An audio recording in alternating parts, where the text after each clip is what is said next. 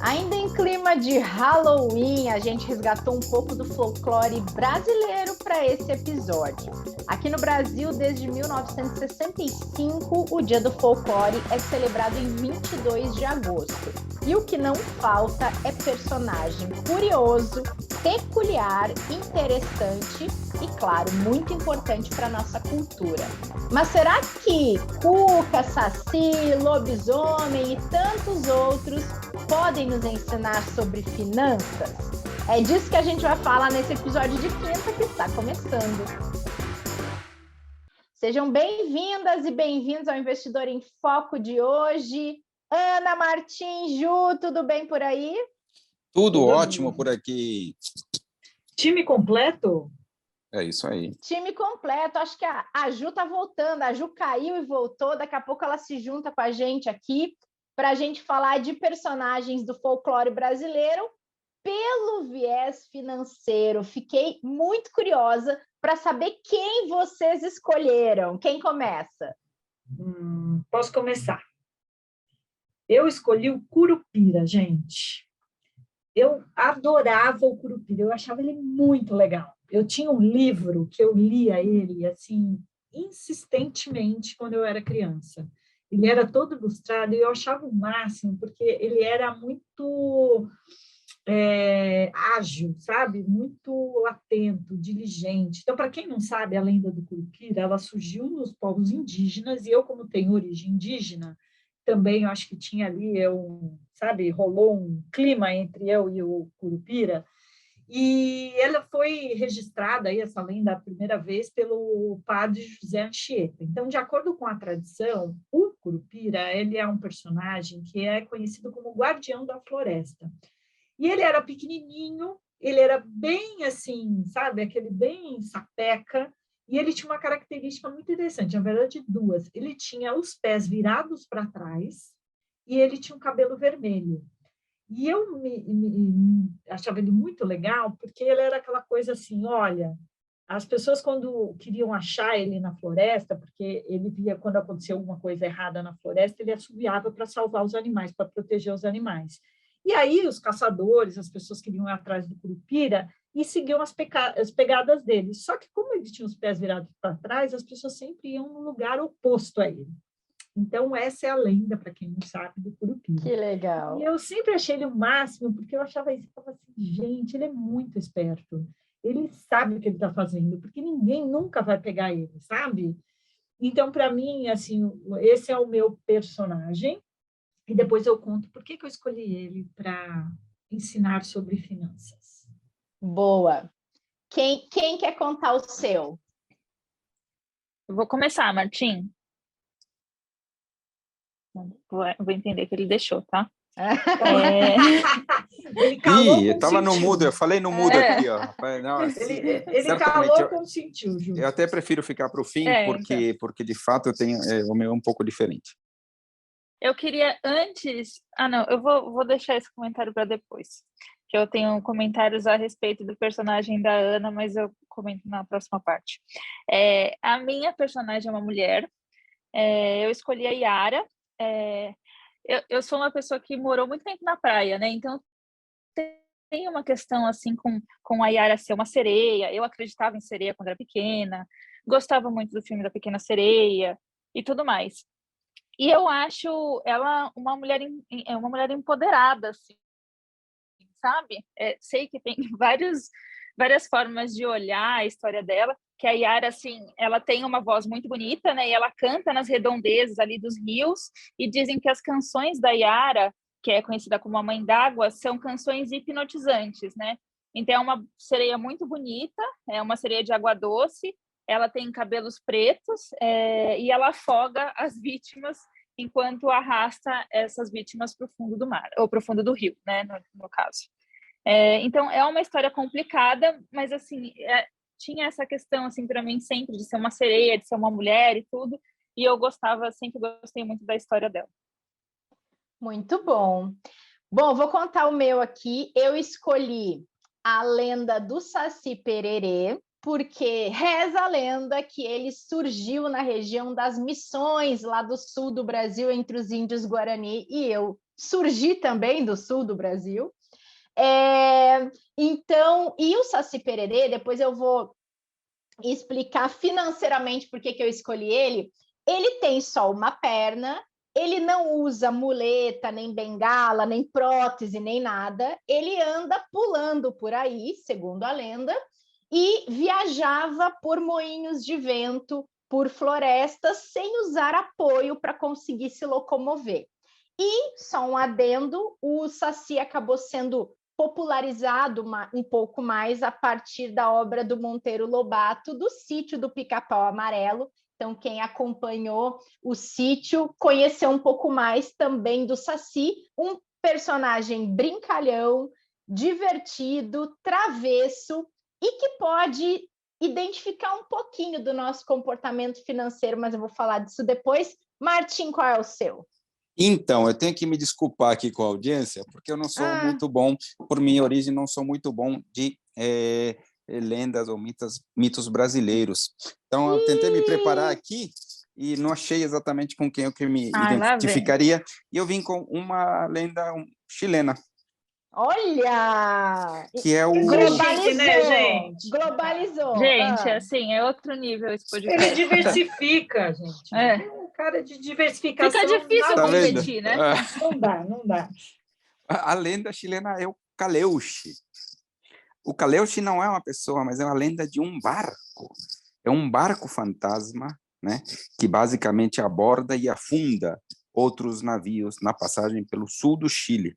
Interessante que essa lenda, eu acho que é uma das mais populares do Chile, ela foi tema de um filme de nome Caleuche, O Chamado do Mar, né, que é uma produção chilena e americana, dirigida pelo Walter Salles Jr., né, e com a Gisele Thier. Sabe quem é a Gisele Thier? É aquela atriz. Sim, uma atriz, que ela mora aqui no Brasil, mas a rigor ela também nasceu no México, né? Então, o próprio filme já é diversificado em termos aí de produção, né? Então, o Caleuche isso, né? E tem essa questão dos fantasmas que aparecem, que eu acho que é alguma coisa que vai acabar fazendo o gancho aí para o ensinamento que eu tiro aí do Caleuche. Muito bem, então vamos à versão financeira das nossas lendas. Vai lá, Ana, já que você começou, quero saber por que a Curupira tem ensinamentos financeiros. Então, eu escolhi o Curupira, primeiro porque ele tem essa coisa de memória da minha infância muito forte. A outra, porque eu acho que ele sabe bem proteger aquilo que ele acredita. Como ele é um guardião da floresta, ele é uma pessoa diligente o tempo inteiro. Então, o tempo inteiro ele tem que estar de olho naquilo que ele está cuidando, para garantir que não vai vir ninguém ali e matar algum bicho, prejudicar a mata e a natureza de alguma forma. Então, para mim, a característica número 1 do Curupira é essa eterna vigilância em cima daquilo que ele acredita que precisa preservar. Acho que é desta forma que a gente precisa cuidar da nossa vida financeira.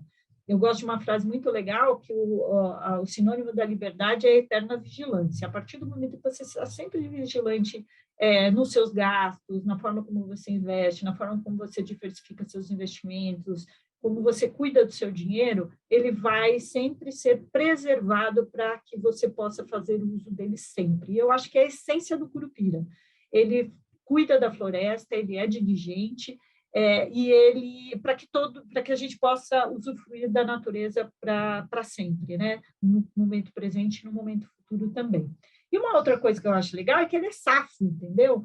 Então, ele faz aquelas coisas discretas, ninguém sabe que ele está ali, então ele não precisa ficar ostentando a presença dele, entendeu? Então, ele não é aquele cara de grandes luxos, ele está ali, ele guarda, preserva, ele usufrui do que é bom, mas de uma maneira discreta, porque ele está sempre diligente, não precisa se mostrar para ninguém, mas ainda assim faz o seu papel. Então, para mim, essa que, quando eu pensei no meu personagem folclórico para simbolizar as finanças, é isso. Eu acho que a gente tem que estar sempre alerta, cuidar e preservar aquilo que é importante para que a gente possa usufruir sempre. Para mim, é isso que eu faço com o meu dinheiro, então, por isso que eu escolhi o Curupira. Belíssimo, Perfeito. belíssimo, muito legal. Eu não quero ser do contra, nem pessimista, nada, mas o Curupira ele tem os pés voltados para trás, né? Então, acho que a gente tem que só tomar cuidado com com essa questão que quando eu entrei no banco, o Martim me ensinou que a rentabilidade passada não é garantia de rentabilidade futura. E eu sei que tem até no mercado o Martim, talvez você conheça mais do que eu, que é um call que as pessoas apelidam de call curupira, que é o pé trocado. Você conhece? Sim, claro. Claro, é isso mesmo. Olha, É interessante. rendeu meu personagem. Adorei! Mas, olha, você sabia que eu já ouvi falar muito do pé trocado, mas eu não sabia que isso tinha uma inspiração no Curupira. Pois é. É pé trocado, legal. call curupira. Olá. Juliana também é Gente. cultura, gente! Muito Adorei! bom. E com isso encerramos mais um episódio. Mas, ó, eu vou ter mais uma defesa do meu personagem. Ele, na verdade, ele tem o pé trocado para ele ficar, nunca ser pego. Então, é assim, ele nunca vai cair numa fraude, entendeu? Porque ele sempre está de olho, minha filha. Quando o pessoal está indo atrás dele, ele já está voltando porque ele é esperto, entendeu? Então, mais um predicado do meu personagem. Olá. Muito bom. Boa. Ju, e a Agora sua que eu falei sereia? do da Ana, né? Quero Isso, saber agora. o que a sua sereia canta sobre dinheiro. Então, gente, a Yara, ela tem uma história controversa, né? Assim, apesar dela ser essa mulher empoderada, o objetivo dela é matar as pessoas no fundo do rio, né? Gente boa ela, gente boa. Ela é uma sereia que, na verdade, ela busca por justiça, assim, né? Que ela era uma índia que foi morta e jogada no rio. E, enfim, daí se transformou no que ela é hoje, como eu acredito. E eu acho que a Yara, ela traz, assim, eu não vou trazer uma visão positiva também, tá, do mercado, mas a Yara é um alerta para a gente, né? Da gente não cair ali naquelas coisas que parecem maravilhosas, prometem um monte de coisa, que parece tudo muito fácil, não entrar em mais risco do que você poderia assumir, né, do que você tem tolerância ou não entrar nesse rio aí sem saber nadar, né, se guiando pelo canto da sereia e sem saber como o negócio funciona. Então, acho que é um alerta, assim, de tudo que a gente fala, e o Martim fala muito também aqui, né, professor, tipo, da gente ter cuidado, né, a gente quer que todo mundo invista, mas, assim, né, da maneira correta, respeitando o perfil de investidor, não entrando em furadas, que a gente vê muitas por aí, e acho que a Yara é esse alerta para a gente. Olha que legal, Olha, muito gente, legal. Gente, adorei essas Estou adorando pesquisas. esse episódio, gente. Adorei. Bom, deixa eu falar do meu, então, já que o Martim é o diferentão internacional. Ai, meu Deus do céu. Então, é a lição número 1 do personagem dele, gente, é internacional, tem que investir fora. O meu Saci Pererê, falei um pouquinho sobre ele, mas eu acho que ele é uma boa inspiração para nossas finanças, porque o Saci Pererê, ele vive do equilíbrio. Ele não usa nenhum apoio para a perna que lhe falta, mas ele se equilibra perfeitamente. Isso, meu Deus! Não é? Ele se equilibra perfeitamente e ele consegue se divertir, ser feliz e alegre a partir desse equilíbrio. Então, eu acho que é uma lição legal para a gente quando a gente fala que investimento é equilíbrio também, né?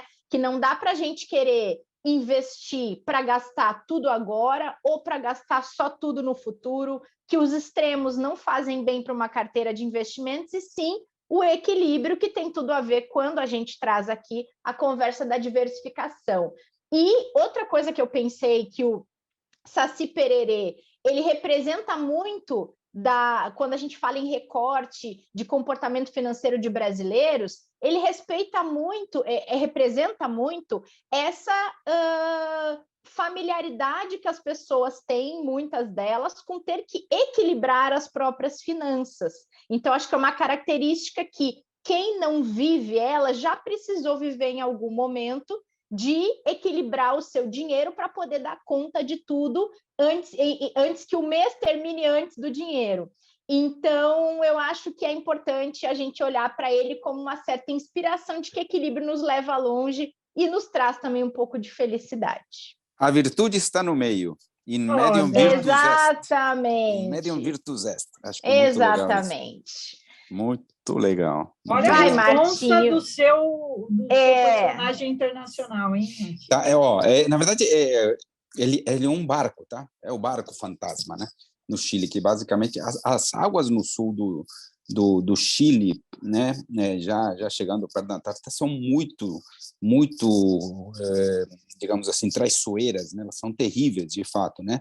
Então, tem muitas histórias de barcos que naufragaram por lá, né? Que passaram por grandes dificuldades. Em algum momento surge a ideia de que tem um barco fantasma lá, né?